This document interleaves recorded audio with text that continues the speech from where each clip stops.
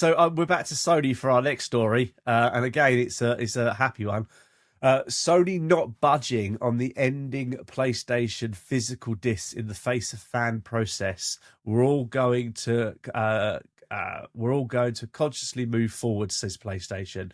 So this was a Kahatu video, sorry, a news article. It's been almost a month since Sony announced that the end of the PlayStation disc for the new game started in 2028. An allowed congregant of fans has has continued to criticize the company for going all digital. Asked about going back on the backlash in the latest earning call, Sony said it understands why people have strong feelings about physical games, but we're still going to move ahead and get rid of them. There are various reasons we made the decision, and the biggest being that the digitization of content overall has been progressing, and that's a big factor, says Sony's chief financial officer, Lin Tao. Said through an interpreter during the Q&A in July the 31st. It's not just Sony, but all kinds of content is being digitalized and it's progressing forward. She continues, and so we think it's it's about the future. We put it in. We've put in a lot of thoughts and time and consciously considered this, and we came to the conclusion that we're going to move forward with this decision. So basically, it doesn't matter what you say as the customer.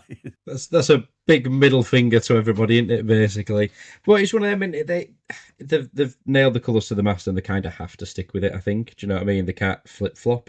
It's not a decision that they can make easy. Oh yeah, I'll do this because obviously there's a cost implication of everything. Obviously from just the parts element of it, the design of the console, everything. Do you know what I mean? It completely changed everything. So if there's some sort of firm plan on the design of the next console, they can't just go, oh, you just can you stick a disk drive in that, mate, please? Well, no, like you can't just stick bolt something on, and it's all this like this, when they do the PS5 discless and then you can buy the separate disc. Why?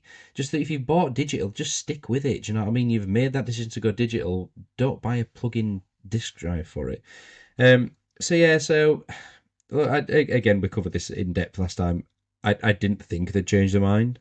I don't necessarily like it. I can understand why they're doing it.